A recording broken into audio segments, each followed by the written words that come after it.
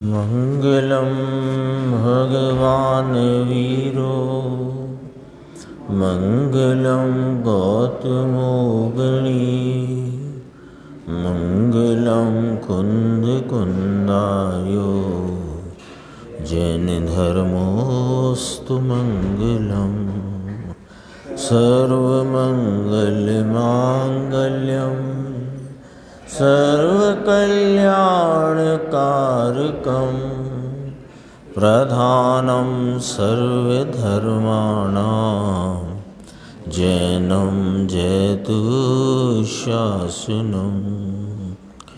मैं नमो तीर्थनायक को, नमो ओंकारवाणी को, नमो उन कुंद प्रभु को जिन्होंने ओंकार धारण की।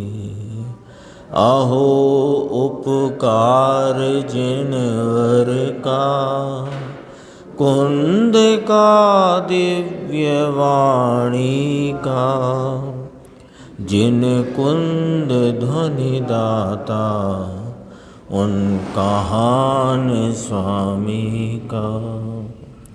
चिदानंदेक रूपाए जिनाए परमात्मने, परमात्म प्रकाशाय नित्यं सिद्धात्मने नमः। आचार्य योगेंद्र देवकृत परमात्म प्रकाश नाम का ग्रंथ है और इसके दूसरे महाधिकार में, जिसमें मोक्ष और मोक्ष का फल और मोक्ष का कारण, इन तीन की चर्चा आचार्य भगवान ने की और मोक्ष के कारण रूप भावों की चर्चा चलती है। तो उसमें 36वीं गाथा दूसरे अधिकार की, उसमें कहा कि मुनिराज अपने समभावों द्वारा अथवा साम्य भाव के द्वारा विषम भावों से रहित ऐसे समभाव के द्वारा निर्जरा करते हैं। निर्जरा की व्याख्या आई थी शुद्धता की वृद्धि, अशुद्धता का टलना और निमित्त में कर्मों का खिरना। और इसके बाद आज 37वीं गाथा प्रारंभ हुई, उसमें संवर की चर्चा की। जो 36वीं गाथा की टीका में बात आई थी, धर्म ध्यान यानी मोक्ष मार्ग रूपी ध्यान दो प्रकार के, धर्म ध्यान और शुक्ल ध्यान। तो उसमें किस सहनन में कौन सा है वो सब बात आई थी। उसमें चारित्र के 5 भेद कहे थे, सामायिक छेदो विस्थापना, परिहार विशुद्धि, सूक्ष्म सांप्राय और यथाख्यात चारित्र। तो यहाँ ये कहा कि अभी जो वर्तमान में पंचम काल में भरत भूमि पर जो जीव हैं वे ऐसी योग्यता वाले नहीं हैं कि वे शुरू के 2 जो चारित्र हैं सामायिक और छेदोपस्थापना, इसके आगे के चारित्र भाव को अपनी परिणति में परिणित करने की योग्यता नहीं है। भूमि और काल इसका कोई इसमें फर्क नहीं पड़ता है। तब कहा देखो इस समय वही भाषा है, इस समय यथाख्यात चारित्र के आचरण करने वाले मौजूद नहीं हैं। तो क्या हुआ? कोई बात नहीं। यथाख्यात चारित्र अर्थात केवल ज्ञान तक की प्राप्ति होए ऐसे जीव अभी यहाँ मौजूद नहीं हैं। तो क्या हुआ? अपनी शक्ति के अनुसार तपस्वी जन यानी कि मुनिराज सामायिक और छेदोपस्थापना का आचरण करो। अब ये पंक्ति को थोड़ा समझते हैं और गुरुदेव की व्याख्या को देखते हैं। अपनी शक्ति के अनुसार तपस्वी जन, मुनियों को कहा क्योंकि मुनि के संदर्भ से ही यहाँ चर्चा है।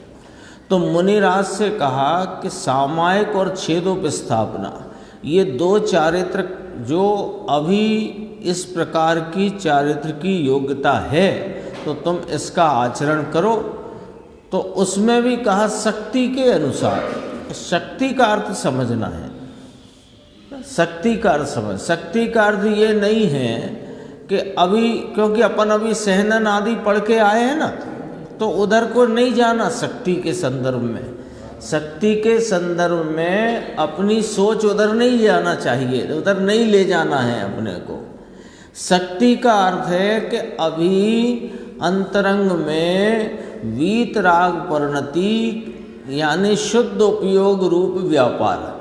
तो शुद्ध उपयोग रूप व्यापार से जो तीन कषाय चौकड़ी की अभाव रूप जितनी वीतरागता अभी हो सकती है उतनी शक्ति, शरीर की शक्ति की बात नहीं है। उस शरीर की शक्तियाँ, कल आया था ना, हड्डियों की मजबूती का और ज्ञान का क्या संबंध है कि निमित्त नैमित्तिक संबंध है, बस इतना। तो शक्ति के अनुसार का अर्थ ये ही लगाना, ये नहीं लगाना है कि अभी तो हम जघन्य सहनन वाले जीव हैं, तो अभी तो हमारी शक्ति नहीं है। ये तो निमित्त नैमित्तिक रूप से समझना। लेकिन शक्ति का अर्थ है अपने अंतरंग स्वरूप में स्थिरता की अभी उतनी शक्ति नहीं है। अभी जो मौजूद जीव हैं इस भूमि पर, इस काल में जो जीव हैं, उनको इतनी अंदर में स्थिरता नहीं हो सकती कि वे श्रेणी आरोहण करके आगे के चारित्र में प्रवर्तन करें। तो स्वरूप स्थिरता की शक्ति नहीं है, उस शक्ति की बात है ना। देखो नीचे गुरुदेव श्री फरमाते हैं, सामायिक और छेदोपस्थापना वह वीतरागी परिणति है। यानी दो शब्द आ रहे हैं, अपन सामान्य इनका अर्थ समझ के आगे बढ़ते हैं। सामायिक यानी समता की आय। समता की आय माने साम्य भाव का बढ़ना। तो साम्य भाव का बढ़ना, समता का बढ़ना, विषमता का घटना। तो जो समता का आय रूप भाव है उसका नाम सामायिक है। और छेदोपस्थापना है कि अपने जो वहाँ से स्वरूप के शुद्ध उपयोग व्यापार से जो चित हो जाते हैं उसमें छेद हो जाता है। छेद हो जाता है। छेद किस में हो गया कि शुद्ध उपयोग में प्रवृत्ति रूप जो मोक्ष मार्ग की आत्मा की आराधना थी, उस आराधना में छेद हो गया। वो छेद में उपस्थापित पुनः से अपने को वह छेद छोड़कर फिर शुद्ध उपयोग में स्थापित होना, इसका नाम छेदोपस्थापना है। फिर वो अपन जब नियमसार आदि में बहुत चर्चा है इसकी, तो उसके अलग अलग भेद आते हैं। 7वें गुण स्थान से 6वें में आना, उसे भी छेद कहा। और 6वें की भूमिका का कदाचित उल्लंघन हो जाए, उसे भी छेद कहा। दो प्रकार चारित्र है ना, निश्चय चारित्र, व्यवहार चारित्र। तो निश्चय चारित्र में कौन सा छेद कहलाया कि व्यवहार चारित्र में आ गया, ये छेद हो गया निश्चय चारित्र में। तो फिर उसे छोड़कर शुद्ध उपयोग व्यापार में जाना।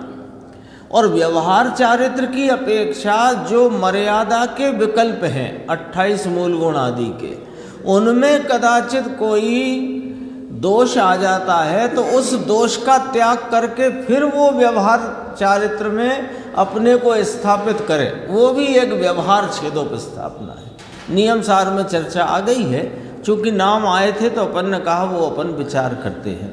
देखो, सामायिक और छेदोपस्थापना वह वीतरागी परिणति है। ऐसे व्रत को लेकर बैठा होए, 5 महाव्रत का पालन करे, इसलिए सामायिक चारित्र है, ऐसा नहीं है। लो, मुनिराज को 5 महाव्रत लेकर के बैठे हैं, उसका पालन करते हैं, 28 मूल गुण का आगमोक्त विधि से पालन करते हैं, लेकिन स्वरूप का भान नहीं, स्वरूप की प्रतीति नहीं, स्वरूप का अंतरंग में वीतरागता का जन्म हुआ ही नहीं, तो उनके सामायिक नहीं है।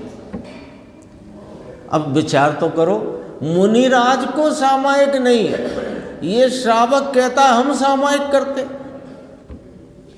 इसको कहाँ से सामायिक हो?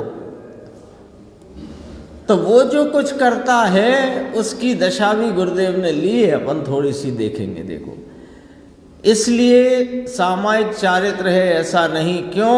उसका लॉजिक है, जिससे अभी सम्यक दर्शन ही नहीं, उसे सामायिक और छेदो विस्थापना चारित्र कहाँ से आया? अपना अनुभव जो चैतन्य मूर्ति उसे ध्येय बनाकर अनुभव करना और उस अनुभव में जो आनंद का स्वाद आए, तब तो उसे संकित कहा जाता है। यानी यह चैतन्य भगवान अपना ज्ञायक परमात्मा एक रूप स्वरूप यह वस्तु, इसको जब ध्येय बनाकर ज्ञान उपयोग इसमें जाकर ठहरता है और वहाँ आनंद का स्वाद रूप होता है, आनंद का संचेतन होता है, वहाँ श्रद्धा अपने को आत्मरूप प्रतीति करती है, वहाँ संकित हुआ। अब जब ये संकित हुआ तो फिर उपयोग वहाँ जाकर जो ठहरे तो सामायिक हुई, तो चारित्र हुआ। तो क्या हुआ, ये यहाँ से जोड़ना। इस समय यथाख्यात चारित्र के आचरण करने वाले मौजूद नहीं हैं, तो क्या हुआ? अपनी शक्ति के अनुसार तपस्वी जन यानी मुनिराज मुनियों को संबोधित किया कि सामायिक छेदो विस्थापना का आचरण करो। सामायिक छेदो विस्थापना क्या है? कि चारित्र है। चारित्र वीतरागी पर्याय होती है, राग की पर्याय को चारित्र नहीं कहते। कई बार आई है चर्चा, यहाँ अपन थोड़ा सा उसका ख्याल में लेते हैं। चारित्र, आचारित्र और मिथ्याचारित्र, तीन हुए। चारित्र, आचारित्र, मिथ्याचारित्र। चारित्र किसे कहा? कि वीतरागी परिणति को चारित्र कहते हैं। अपने वीतराग स्वरूप के आलम्बन से आनंद और शांति की जो परिणति प्रकट व्यक्त प्रवर्त हो, उसका नाम है चारित्र। और उस चारित्रवंत के जो अपने स्वरूप का आस्वादी है, प्रतीति वाला है, उसको जब अपने स्वरूप में एकाग्रता का परिणमन ना हो और विकल्प रूप वृत्ति हो, तो उसे आचारित्र कहते हैं। 5 महाव्रत का जो पालन हो, 28 मूल गुण का हो, श्रावक की भूमिका में एक देश व्रत का हो, वो सब का सब राग रूप होने से आचारित्र नाम पाता है। और ऐसे राग रूप भाव को चारित्र माने वो मिथ्याचारित्र है। 3 हो गए, चारित्र, आचारित्र और मिथ्याचारित्र। जो वीतरागी परिणति है उसका नाम चारित्र है, और वीतराग परिणति वाले को जब वीतराग परिणमन यानी स्वरूप एकाग्रता नहीं, उस समय जो व्रतादि की विकल्प रूप राग रूप वृत्ति है, वो व्यवहार चारित्र कहा जाता है। वास्तव में वह आचारित्र है। आ माने नहीं, चारित्र नहीं है। और ऐसे भी व्यवहार विकल्पों के भाव को चारित्र माने वो मिथ्याचारित्र है। ये वाली बात है। देखो, यह सामायिक बाहर की सामायिक लेकर बैठे वो नहीं, पुण्य पाप के अधिकार में लिया कि सामायिक की प्रतिज्ञा लेकर के भी गंभीर है। पंक्ति बहुत गंभीर है, और इसी के लिए इतना अपन ने अभी ये प्रकरण यद्यपि कल चला था, अपन आज उसको चर्चा में लिया है। देखो, सामायिक की प्रतिज्ञा लेकर के भी जो स्थूल ऐसे संक्लेश परिणाम को छोड़ता है, परंतु स्थूल ऐसे विशुद्ध परिणाम को नहीं छोड़ता, उसे चारित्र नहीं होता। बोलो, बात समझ में आई कि नहीं आई? क्या कहा अंकुर भाई, क्या कहा? देखो क्या कहा। सामायिक की प्रतिज्ञा किसने ली है? जिसने मुनि व्रत अंगीकार किए हैं। उस सामायिक की प्रतिज्ञा लेके ही तो किए हैं मुनि व्रत अंगीकार। तो मुनिपना तो अंगीकार किया अपन। अब ये तो शास्त्र की भाषा है ना। सामायिक की प्रतिज्ञा लेकर के भी जो स्थूल संक्लेश परिणाम को तो छोड़ता है, परंतु स्थूल ऐसे विशुद्ध परिणाम को नहीं छोड़ता, उसे चारित्र नहीं होता। अब अपन अपनी भाषा में समझ लेते हैं। सामायिक की प्रतिज्ञा माने मुनि की प्रतिज्ञा, मुनिपना जिसने लिया, मुनिपना तो लिया और अशुभ भावों का त्याग किया। स्थूल संक्लेश परिणाम, अशुभ भावों का, पाप भावों का तो त्याग किया, किंतु स्थूल ऐसे विशुद्ध परिणाम यानी शुभ भाव को तो छोड़ता ही नहीं है। जो महाव्रत आदि के, देश व्रत आदि के जो परिणाम है, मुनिपना कहेंगे तो महाव्रत और श्रावक को लेंगे तो देश व्रत, तो वो जो परिणाम, व्रतादि के परिणाम जो स्थूल विशुद्ध परिणाम हैं, उनको छोड़े नहीं, उनमें ही प्रवृत्ति करता रहे, तो उसे चारित्र नहीं होता, जो अपन ने अभी बात करी थी। अब आते हैं अपन 568 पेज पे, सामायिक की ही बात थोड़ी सी अपन देखेंगे। अगला प्रवचन है आज जो चला था। देखो ये चर्चा आई ना, सामायिक की बात आई थी, तो गुरुदेव ने एक प्रसंग याद किया। एक नानजी भाणवी भाई थे, नानजी भाणवी। उनके जब गुरुदेव श्वेतांबर संप्रदाय में थे ना, तो उस समय की बात है। पेज नंबर देख लो, मैंने कौन सा बोला, 567। देखो संक्षेप में बात करते हैं। तो नानजी भाई ने क्या चर्चा, ऐसे चर्चा चलती है ना, तो चर्चा चलती थी, तो उन्होंने चर्चा क्या चलती थी कि ये जो सोने का टुकड़ा है ना, ये अनंत रजकण का पिंड है। तो वो कौन थे, नानचंद जी, नानजी भाई, वो बोले अच्छा साहब ये सोने अनंत रजकण का पिंड है, तो हम कितने रजकण के पिंड हैं। कौन थे वे, सामायिक करने वाले प्रतिदिन। देखो दशा क्या होती है, बिना तत्व ज्ञान और तत्व ज्ञान के अंदर में परिणमन के बिना क्या दशा बनती है। देखो 1990 की, संवत 1990 की वर्ष की बात है। तब गुरुदेव ने कहा, हम संप्रदाय में थे और मूलचंद जी गुरुदेव के एक गुरु भाई थे, तो उनसे अब मिलना जुलना गुरुदेव का कम था, बहुत वर्ष से इकट्ठे नहीं होते थे।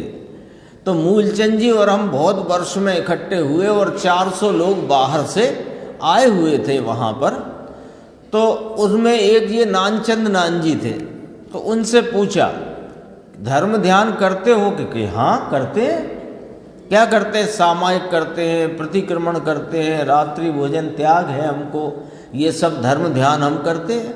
और प्रश्न क्या चल रहा है कि सोने में अनंत परमाणु है, अनंत रजकण का, तो मैं कितने रजकण का।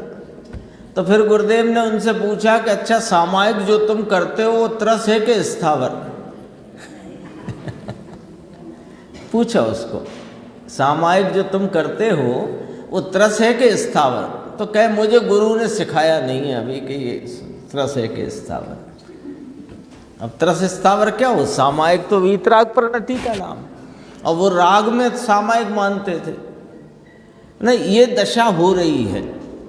ये तो अपने सामने गुरुदेव ने उनके जीवन में जो प्रसंग बना, तो वे तो श्वेतांबर संप्रदाय में रहे ना 22 वर्ष। गुरुदेव के जीवन का गुणा भाग इस प्रकार है, 22 वर्ष तो गृहस्थ रहे 22 की उम्र तक, और फिर 22 से 44-45 वर्ष तक श्वेतांबर साधु में रहे, और 45 से 90 तक दिगंबर अविरति श्रावक के रूप में रहे। और जो 22 वर्ष वहाँ रहे श्वेतांबर में, उसमें से 7 वर्ष कम कर दो तो बचे 15 वर्ष, और 15 वर्ष समयसार के साथ रहे। तो 45 और 15 60 वर्ष उनने अपने जीवन में समयसार आदि दिगंबर ग्रंथों का स्वाध्याय किया था। देखो आगे बढ़ते हैं। यहाँ तो धर्म वह आत्मा का आनंद और ज्ञान स्वभाव उसको धर्म कहा जाता है। धर्म किसे कहना, धर्म ध्यान की बात चल रही है ना, तो यहाँ तो धर्म यानी वह आत्मा का आनंद और ज्ञान स्वभाव, उसमें अंदर की ज्ञान और ज्ञान की शक्ति की व्यक्तता प्रकट होना, तो उसके साथ अतीन्द्रिय आनंद का अंश भी प्रकट होना। या ज्ञान शक्ति का अर्थ ज्ञान का अधिक खिलावट की बात नहीं कह रहे हैं। ज्ञान शक्ति का अर्थ ज्ञान में ज्ञान को जानने रूप, ज्ञान में ज्ञान का संचेतन शक्ति, ज्ञान में ज्ञान को संचेतते वहाँ आनंद का भी भाव अंश रूप प्रकट होता है और उसका भी संचेतन होता है, ये कहना है। ज्ञान शक्ति का अर्थ नहीं बहुत जानने लग गए, ये अर्थ नहीं है। अंदर की ज्ञान और ज्ञान की शक्ति की व्यक्तता, तो ज्ञान की शक्ति स्वरूप संचेतन में आना, उसका नाम ज्ञान की शक्ति की व्यक्तता का प्रकट होना। उसके साथ अतीन्द्रिय आनंद का अंश भी प्रकट होना, उसके साथ अनंत गुण के सब एक अंश व्यक्त प्रकट होना। ये क्या हुआ कि ये संकेत में ऐसा ही होता है। जब जीव अपने चैतन्य स्वभावी आत्मा को पहचान कर अपने वर्तमान उपयोग से इस ज्ञान लक्षण वाले आत्मा को अपनी ज्ञान उपयोग दशा से जब उसको लक्ष्य करता हुआ प्रवर्तता है, तो उसके वर्तमान ज्ञान उपयोग में ज्ञान स्वरूपी आत्मा के अनंत गुणों का निर्मल अंश व्यक्त प्रकट होता है और उस वर्तमान उपयोग में स्वादरूप होता है आनंद आदि भावों का। तो कहा अनंत गुण के सब का एक अंश व्यक्त प्रकट होना, जिसमें शांति और आनंद प्राप्त होता है, उस दशा को धर्म ध्यान कहते हैं। लो, इतनी स्पष्ट व्याख्या है। यानी पूजा, भक्ति, दया, व्रत आदि जो परिणाम है, ये धर्म ध्यान है कि नहीं है? तो आज तो गुरुदेव ने कहा था, मैंने निशान लगाया नहीं है, ये सब आर्त ध्यान है। दया, दान, व्रत, पूजा, भक्ति कौन सा ध्यान है? आर्त ध्यान है। आर्त ध्यान क्यों कहते हो भाई? जो घर गृहस्थी के, खाने कमाने के, भोजन की गृद्धता के, विषयों की गृद्धता के भाव को आप आर्त ध्यान कहो, ये बात तो हमको समझ में आती है। पर भगवान की भक्ति, उनका नाम स्मरण, जीवों के प्रति दया का परिणाम, ये तो कषाय की मंदता वाले भाव, इनको आप आर्त ध्यान क्यों कहते हो? तो कहा कि आर्त ध्यान इसलिए कहते हैं, लॉजिक, कि ये धर्म ध्यान नहीं है। लॉजिक ये पकड़ना, क्यों कि जिनेंद्र परमात्मा ने ध्यान चार ही कहे, आर्त ध्यान, रौद्र ध्यान, धर्म ध्यान, शुक्ल ध्यान। और शुक्ल ध्यान किसे कहा? कि धर्म ध्यान की ही उग्रता को शुक्ल ध्यान था। तो ये जो कुछ भी ध्यान, जो भी ध्यान, यदि वह धर्म ध्यान नहीं है तो कौन सा हुआ बताओ? आर्त ध्यान। स्पष्ट है ना भाई, इसमें कौन सी बात है भाई? बच्चों की भीड़ लगी थी स्कूल के गेट के बाहर, तो उनसे पूछा कि तुम इसमें पढ़ते हो? तो जो पढ़ते हैं वो अंदर आ जाओ, जो इस स्कूल में पढ़ते ही नहीं बाहर रहो। हो गया हिसाब किताब। उसमें कहाँ देर लगी, कितनी भीड़ लगी हो, एक अनाउंसमेंट में सब काम हो गया। जो पढ़ते हैं वे अंदर आ जाओ, जो नहीं पढ़ते हो बाहर रहो या निकल जाओ। तो जो धर्म ध्यान नहीं है सो अर्थ ध्यान है, 1 मिनट में फैसला हो जाता है। दया दान का परिणाम धर्म ध्यान है कि नहीं? नहीं है। क्यों नहीं है? क्योंकि धर्म ध्यान तो वीतरागी ध्यान को कहते हैं, राग रूप ध्यान धर्म ध्यान होता ही नहीं। यहाँ देखो कहा, जिसमें शांति और आनंद मिले उस दशा को धर्म ध्यान कहते हैं। ये सामायिक करे और प्रोसद करे और प्रतिक्रमण करे, वह धर्म ध्यान नहीं है, वह तो राग है। तो फिर पूछा मुमुक्षु ने, साहब राग धर्म नहीं होता क्या? राग दया दान व्रत भक्ति का राग साहिब धर्म नहीं होता क्या? कि राग धर्म है, विभाव धर्म है। तो फिर धर्म क्यों कह रहे हो? धरा हुआ है वो भाव उस समय का, इसलिए धर्म कहा, लेकिन वह अधर्म धर्म है ना। ये इतनी स्पष्टता आती है कि अपने से चूक नहीं हो जाए कहीं। देखो एक ये इस जो कल की गाथा थी ना, उसका अंतिम भाग अपन लेकर फिर 37वीं गाथा का प्रारंभ करेंगे।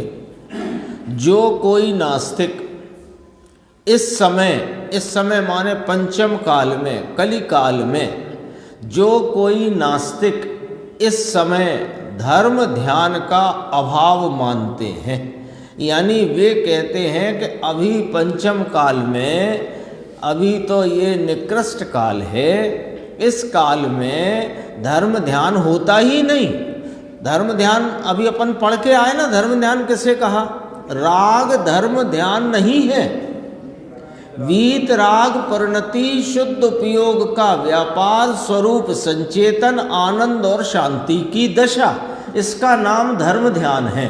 ये सब आ गई ना चर्चा, अभी सामायिक के नाम से भी आ गई, चारित्र के नाम से आ गई, वीतरागता के नाम से आ गई, आनंद शांति के नाम से आ गई। ये धर्म ध्यान है, ये बात हो गई ना।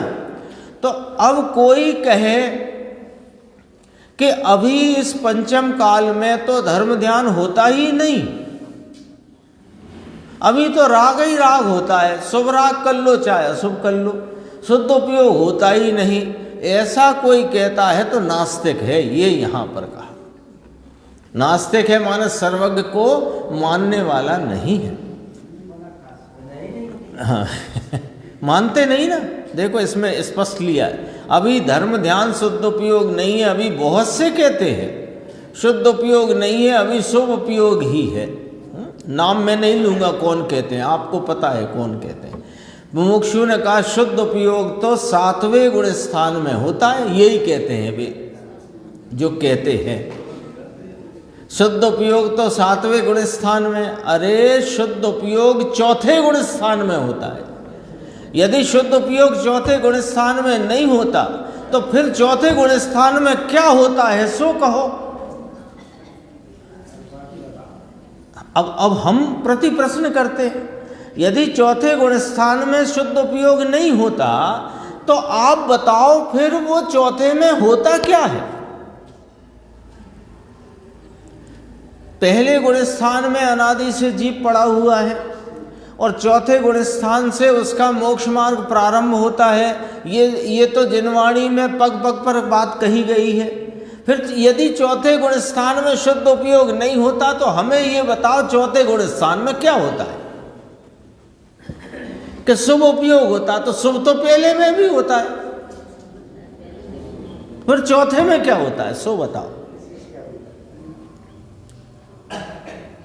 भाई। लॉजिक है कि नहीं? शुभ उपयोग होता है, अरे शुभ उपयोग तो पहले में भी होता है, निगोध में भी होता है। निगोध में नहीं होता शुभ उपयोग? नहीं होता तो निकल के कैसे आया? तो कहा शुद्ध उपयोग 4थे में होता है। सुनो, चैतन्य स्वरूप का उपयोग होना अंदर का, ये अपना चैतन्य तत्व, इसका स्वरूप में, इसके स्वरूप का उपयोग में संचेतन होना, स्वाद रूप होना, उसकी शांति आनंद का वहाँ पर आस्वादी होकर उसका स्वाद प्रकट जानने में वेदन में आना।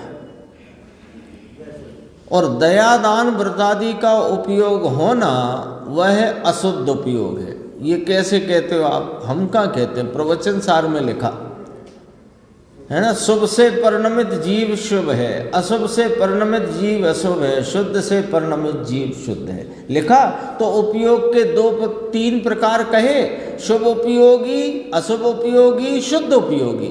और शुभ अशुभ दोनों अशुद्ध भाव है, शुभ अशुभ दोनों अशुद्ध भाव है, तो कितने उपयोग बचे? 2, शुद्ध उपयोग और अशुद्ध उपयोग। अब यदि चौथे में शुद्ध उपयोग नहीं होता तो पहले और चौथे का फर्क बताइए आप तो हमें। पहला भी अशुद्ध उपयोग वाला गुण स्थान और चौथा में शुद्ध उपयोग का जन्म भी नहीं हुआ, तो फिर पहला और चौथे में फर्क क्या, सो बता दो। तो कहीं अनंतानुबंधी चली गई, तो लो अनंतानुबंधी चली गई, वो तो चारित्र मोहिनी की प्रकृति है। इसका मतलब कि वहाँ पर चारित्र का जन्म हो गया, और चारित्र का जन्म बिना आत्मा के आलम्बन से कैसे हो गया? कहीं से पकड़ लो आप, बात क्लियर होगी। क्योंकि जिनवाणी में धांधलबाजी नहीं चलती। ये तो क्या है, लोग अभ्यास करते नहीं ना, इसलिए अनजानों को धांधलबाजी से बात चला दी जाती है। यदि कोई अभ्यास करे तो धांधलबाजी चल नहीं सकती है, क्योंकि पग पग पर जिनवाणी में लिखा हुआ है और जिनवाणी पूर्वा पर विरोध रहित है, आगे पीछे विरोध नहीं पड़ता है। देखो, वस्तु की खबर नहीं, अरे जिंदगी चली जाती है। जो स्थिति है उसके सन्मुख होता है, मरण के सन्मुख है ना। तो गुरुदेव की जो लाइन है ना, वो याद आ जाती है, क्योंकि हमने तो गुरुदेव को ही पढ़ा है, तो वो उन्हीं की बातें याद आती है। अभी अपन जितने बैठे हैं ना, तो जितने बैठे हैं, कुछ जो छोटे हैं उन्हें छोड़ देंगे, पर जो पके पकाए बैठे हैं यहाँ पर, उनकी जितनी बीत गई है उतनी अभी बाकी नहीं है। जितनी बीत गई है उतनी अभी बाकी नहीं है। तो काय के सन्मुख हैं भाई? अब आप जवाब दो, मरण के सन्मुख है कि नहीं है? तो मरण के सन्मुख है। अरे जिंदगी चली जाती है, और उसमें यदि यह नहीं किया, यह माने इस चैतन्य परमात्मा अपने स्वरूप को पहचान कर इसका आश्रय न लिया, तो फिर वहीं के वहीं, यानी गुरुदेव की वो शब्द है, बंटोलिया में भटक गए पत्ता कहाँ जाकर। बंटोलिया आता ना, वो भंवरा आता है, हाँ, ये जेठ वेठ के महीने में जब वो भंवर उठता है धूल का, उसमें कोई पत्ता चला जाए, कहाँ जाके गिरेगा मालूम नहीं पड़ेगा। ये मनुष्य भव मिल गया, आर्य देश है, जैन कुल है, इतनी सच्ची और अच्छी बात सुनने मिल रही है और सुनने की जिज्ञासा है।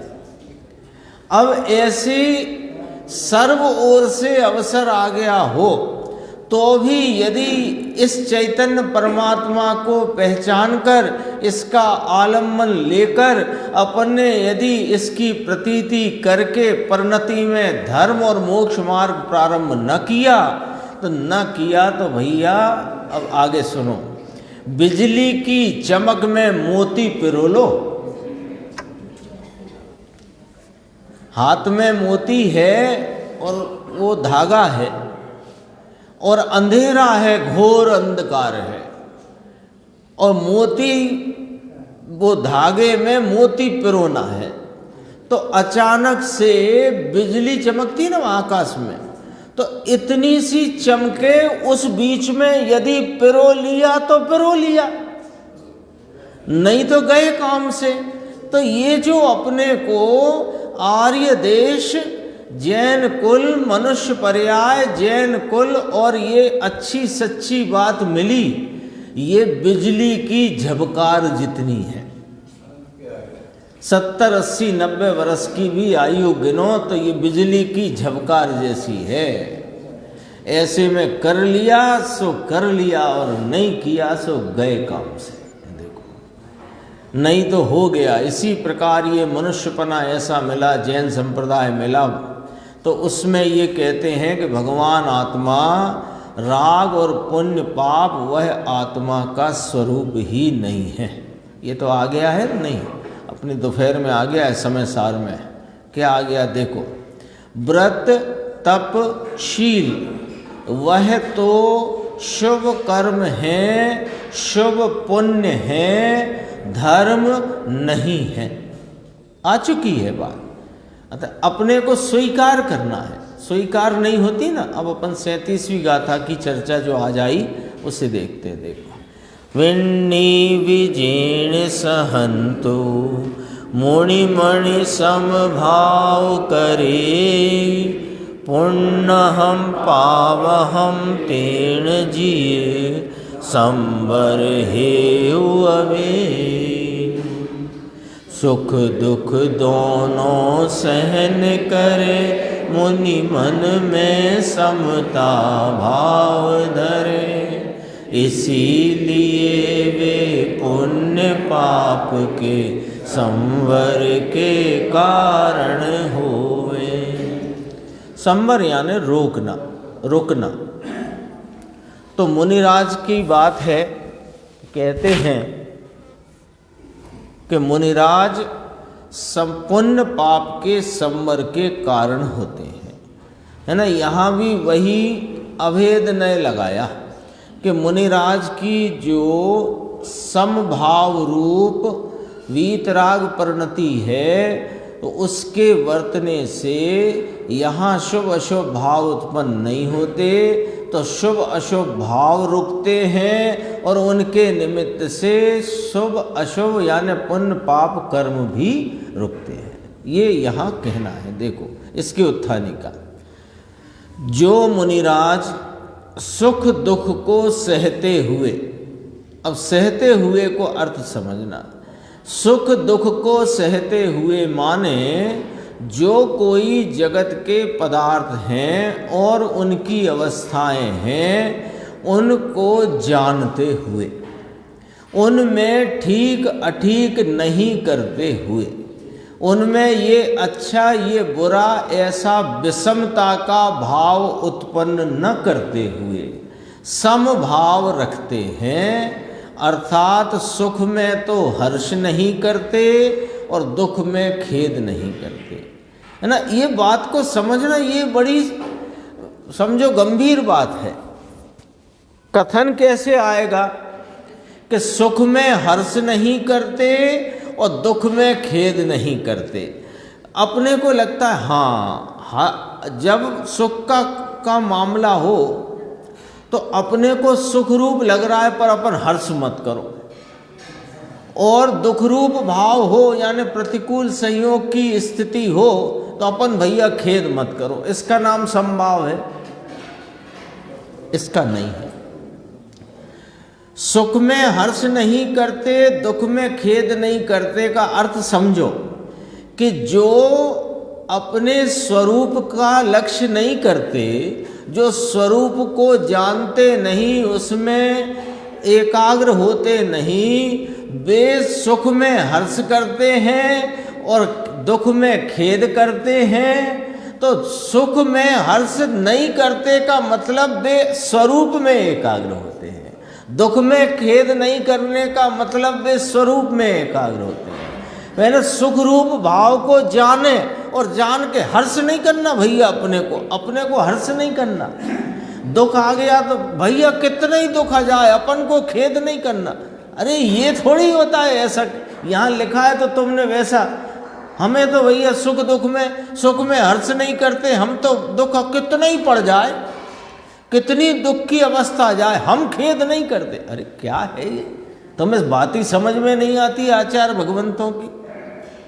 वे ये कह रहे हैं कि सुख दुख के जो संयोग बनते हैं, तो सुख दुख का नाम ही क्यों रख रहे हो कि हम तो सामान्य अपेक्षा से, जगत की लौकिकता की अपेक्षा से जो सुख दुख के संयोग बनते हैं, सुख दुख के संयोग यानी अनुकूलता के प्रतिकूलता के जो संयोग बन रहे हैं, उन संयोगों में लक्ष्य नहीं करना, इसका नाम सुख में हर्ष नहीं करना, दुख में खेद नहीं करना, ये होता है।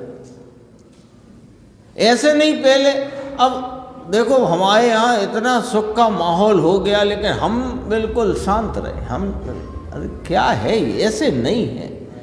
इस चैतन्य स्वरूप वीतरागी परमात्म तत्व की एकाग्रता में रहने से बाह्य में कैसे ही संयोग बने वे जानने में आते हैं, लेकिन उनके प्रति लक्ष्य न रहकर अपने में अंदर में लीन रहना ये वास्तव में समभाव है। और जब ये समभाव होता है तो पुण्य पाप का संवर होता है। ये इस गाथा का भाव है। एक ही बात है। समता भाव कहो, समभाव कहो, साम्य भाव कहो, चारित्र कहो। जिनके सुख दुख दोनों ही समान हैं। आ गया ना, उसका भाव समझ में आया ना। जिनके सुख दुख दोनों ही समान हैं वे ही साधु। साधु माने कौन? साध्यते इति साधु। जो इस आत्मा को साधता है वह साधु है। इसमें आएगी व्याख्या, मुनि की व्याख्या करेंगे इस गाथा में। साधु किसे कहा? कि अपने चैतन्य स्वभाव को साधे वह साधु। साधु पुण्य कर्म पाप कर्म के संवर माने रोकने के कारण है। आने वाले कर्मों को रोकते हैं, ऐसा इस गाथा में दिखलाते हैं। देखो अन्वयार देखते हैं। जिस कारण द्वय अपि सहमाना, सुख दुख दोनों को ही सहता हुआ। लो, वे तो सह लेते हैं। अरे सह लेते हैं माने सुख दुख रूपी जो अनुकूल प्रतिकूल संयोग कहे जाते हैं उनमें वे हर्ष शोक नहीं करते हुए अपने चैतन्य आत्मा में लीन रहते हैं। तो इसका नाम उन्हें जानते हैं, उनमें ठीक नहीं करते, इसका नाम सहते हुए। मुनि है। देखो यहाँ आ गई परिभाषा, आ गई मुनि की परिभाषा आ गई, सूत्र में आ गई। एन द्वय अपि सहमाना। द्वय अपि माने पुण्य पाप दो होने पर भी सहमाना, सहते हैं माने जानते हैं। कौन? कि मुनि। मुनि कौन? स्वयं संवेदन प्रत्यक्ष ज्ञानी, इसका नाम होता है मुनि। लो देखो मुकेश भाई क्या व्याख्या करी मुनि की। आजाद भाई देखो मुनि की व्याख्या। मुनि माने जिसने वस्त्र त्याग कर दिए हैं, 5 महाव्रत बाह्य में पालन करते हैं, एरिया समिति से चलते हैं, भाषा समिति हितमित प्रिय वचन बोलते हैं, ये मुनि है। कि नहीं ये मुनि को होता है, मुनि ये नहीं है। समझ में आ गई बात? ये मुनि को होता है। हितमित प्रिय वचन बोलना, 4 हाथ भूमि देखकर चलना, 5 महाव्रत का पालन, ये सब विकल्प रूप वृत्ति मुनि की भूमिका में होती है, पर इसका नाम मुनि नहीं है। मुनि इसका नाम नहीं है। यदि इसका नाम मुनि होता तो जो हमने पहले 9वें ग्रैविक जाने के लिए जो धारण किया था वो फिर हमें मोक्ष क्यों नहीं ले गया? 9वें ग्रैविक से क्यों हमें धक्के खिला रहा है वापस ला के? मुनि माने क्या? मुनि माने स्वयं संवेदन प्रत्यक्ष ज्ञानी, उसका नाम मुनि है। और ऐसे मुनिराज के बाह्य में वस्त्र श्रृंगार आदि नहीं होता, तिल तुष्मात परिग्रह नहीं होता, 5 महाव्रत संबंधी ही विकल्प होते हैं, उससे विशेष भूमिका के विकल्प नहीं होते हैं। एरिया समिति, भाषा समिति, ऐषणा समिति आदि उनके सहज देखी जाती है।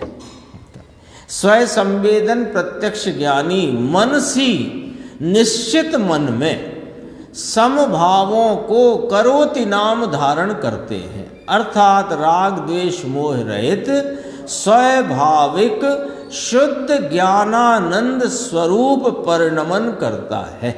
गुरुदेव ने याद दिलाया, यहाँ एक शब्द छोड़ दिया है। गुरुदेव कहते हैं एक शब्द पता नहीं क्यों बार बार छोड़ देते हैं, एक का महत्व है। और भी गाथाओं में गुरुदेव ने याद कराया था। देखो अपन पढ़ सकते हैं संस्कृत में। देखो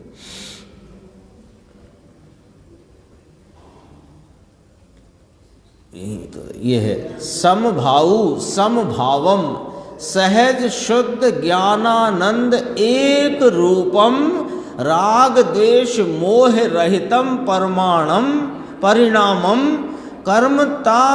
कर्मतापन्नम करे करोति परिणमति पुनः पावह पुण्यस्य पापस्य संबंधी तेन तेन कारणेन जिये हे जीव संबर माने रोकते हैं।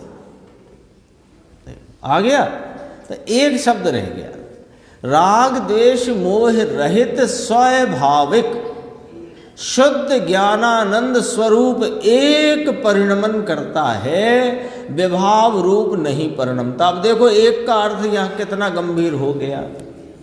शुद्ध ज्ञानानंद स्वरूप एक रूप परिणमन करता है, ये पुण्य पाप के भाव द्वि रूपता वाले, एक रूप परिणमन करता है, विभाव रूप नहीं परिणमते हैं। इसी कारण हे जीव वह मुनि माने स्वयं संवेदन प्रत्यक्ष ज्ञानी, वह मुनि सहज में ही पुण्य और पाप इन दोनों के संवर का कारण होता है। मुनि कैसे हो जाता कारण कि मुनि उस भाव में परिणमता है, उस भाव को अभेद करके मुनि ही संवर है, ऐसा यहाँ कहने का वहाँ पर रखा गया है शैली भावार्थ। हाँ, निश्चित मन में स्वयं संवेदन प्रत्यक्ष ज्ञानी मनसी माने उसी का अर्थ है, वो ब्रैकेट में आ जाता है। निश्चित मन में अपने स्वरूप के प्रति एकाग्र होकर, निश्चित मन का अर्थ ये है समभावों को करता है। समभाव कैसे होंगे कि स्वयं संवेदन प्रत्यक्ष ज्ञानी मुनिराज अपने निश्चित मन में माने अपनी उपयोग की एकाग्रता से समभावों को करोति नाम धारण करते हैं, अर्थात राग देश मोह रहित स्वाभाविक शुद्ध ज्ञानानंद स्वरूप परिणमन करते हैं। तो उससे क्या होता है कि पुण्य पाप उत्पन्न नहीं होते। कौन से पुण्य पाप उत्पन्न नहीं होते कि भाव कर्म रूप भी उत्पन्न नहीं होते और द्रव्य कर्म रूप आते नहीं। जब अंदर परिणति में राग देश का भाव ही उत्पन्न नहीं हुआ, भाव आश्रव कहो, भाव पुण्य पाप कहो, भाव कर्म कहो, वो उत्पन्न क्यों नहीं हुआ? पुण्य पाप रोकने की विधि बताई थी ना, शुभ अशुभ भावों को रोकने की विधि बताई है ना। क्या विधि है कि स्वरूप की सन्मुखता करो, बस पुण्य पाप उत्पन्न नहीं होता। और कोई रीति अपन कहाँ, शायद दोपहर को चर्चा चल रही थी कि सुबह भूल जाते हैं ये कब थी, है ना। जिन्हें बंद नहीं करना हो वे कसाय ना करें, पंडित जी ने लिखा, टोटरमल जी ने मोक्ष मार्ग प्रकाश है। बंद नहीं करना हो वे कसाय ना करें। अच्छा, तो कसाय रोकें कि हाँ बराबर, तो कैसे रोकें? स्वरूप में रहकर स्वरूप की एकाग्रता करोगे तो कसाय उत्पन्न नहीं होगी, बस। और कोई रीति तीन काल तीन लोक में नहीं है। इसी कारण हे जीव वह मुनि सहज में ही पुण्य और पाप इन दोनों के संवर का कारण होता है। भावार्थ है कर्म के उदय से सुख दुख उत्पन्न होने पर भी, अब ये देखो स्पष्ट करते, कर्म के उदय से यानी पूर्व में अज्ञान अवस्था में किए गए शुभ अशुभ भावों के निमित्त से उपार्जित जो कर्म हैं, उनकी स्थिति पूरी होने पर वो उदय रूप होते हैं। तब अनेक प्रकार के अनुकूल अथवा के प्रतिकूल संयोग या के वियोग उपस्थित होते हैं। हो गया ना, इतने कर्म के उदय से सुख दुख उत्पन्न होना, इसकी पूरी व्याख्या हो गई। कर्म का उदय कहाँ से आया? कर्म बड़ा हमारा दुश्मन बना बैठा है। कर्म तुम्हारा दुश्मन है ही नहीं, कर्म तो तुम्हारे कार्यक्रमों का बही खाता है और कुछ भी नहीं। तुमने पहले अपने स्वभाव को भूलकर जो शुभ अशुभ भाव किए, उनके निमित्त से कर्मों ने अपने बही खाते में लिख लिए, और बही खाते में लिख लिए, उनकी अवधि डाल दी, उनकी प्रकृति डाल दी, उनका अनुभाग डाल दिया बही खाते में। अब उनकी अवधि पूरी हो गई, तो वे अपने अनुभाग को लेकर उसी प्रकृति को लेके उपस्थित हो गए और उनके निमित्त से अनेक प्रकार के अनुकूल अथवा प्रतिकूल संयोग या कि वियोग उपस्थित हो गए। अब जो उपस्थित हुए हैं तो अब या तो तुम उनमें फिर ठीक अटीक करोगे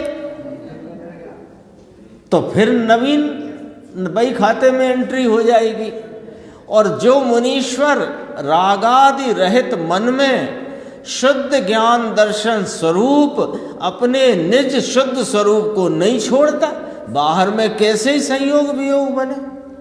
उपसर्ग आदि होते हैं मुनिराज पे, तो ये क्या है,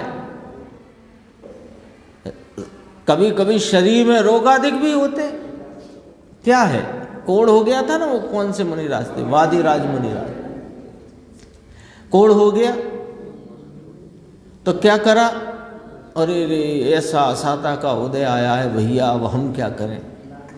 ये न किया, ये किया, रागादि रहित मन में शुद्ध ज्ञान दर्शन स्वरूप अपने निज शुद्ध स्वरूप को नहीं छोड़ते। वही पुरुष अभेदनय से द्रव्य भाव रूप पुण्य पाप के संवर का कारण है। इतनी स्पष्टता इसमें भावार्थ में करी। अब गुरुदेव का थोड़ा सा अपन देखते हैं, 5 मिनट है अपने पास। देखो अन्वयार्थ से, पेज नंबर है 573। अन्वयार्थ, जिस कारण द्वय अपि एन सहमानः, सुख दुख दोनों को ही सहता हुआ। सुख दुख की व्याख्या आ गई समझ में। सुख दुख क्या हुआ, मुनिराज के सामने सुख दुख क्या है, अनुकूल प्रतिकूल संयोगों की वहां उपस्थिति है, लेकिन वे उनका लक्ष्य उस पर नहीं है। क्यों? क्योंकि दर्शन मोह उनके है नहीं, और चारित्र मोह का भी उतना अभाव होकर के 3 कषाय चौकड़ी की अभाव रूप वीतराग दशा है। सो राग देश में प्रवृत्त ना होते हुए अपने चैतन्य आत्मा में डुबकी मारकर वहाँ गुप्त रहते हैं, तो वे उनको जानते हैं, लेकिन उसमें पुनः अनुकूल वो क्या ठीक अठीक का भाव नहीं करते। सुख दुख दोनों को ही सहता हुआ, गुरुदेव ने कहा जानता हुआ। मुनि ही स्वयं संवेदन प्रत्यक्ष ज्ञानी, ये याद कर लो परिभाषा। मुनि माने कौन? स्वयं संवेदन प्रत्यक्ष ज्ञानी। श्रावक माने कौन? स्वयं संवेदन प्रत्यक्ष ज्ञानी, 2 कषाय चौकड़ी के अभाव वाला। और मोक्ष मार्ग का प्रारंभ के स्वयं संवेदन प्रत्यक्ष ज्ञानी, 1 कषाय चौकड़ी के अभाव वाला। ये है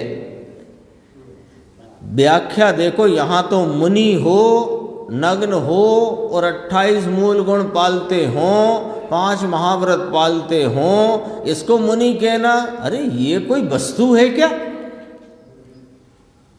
ये वस्तु नहीं है। क्यों नहीं है? देखो, नग्नता आदि जो बाह्य में दिखती है वो शरीर का कार्यक्रम है, आत्मा का नहीं। और 28 मूल गुण 5 महाव्रत संबंधी जो विकल्प रूप वृत्ति है वो चैतन्य स्वभाव का भाव नहीं, वो विकारी विभाव भाव है। तो उसमें मुनिपना कहाँ से आया? कि वो मुनिपना नहीं है। मुनि माने स्वयं संवेदन प्रत्यक्ष ज्ञानी, उनके बाह्य में ऐसा होता है।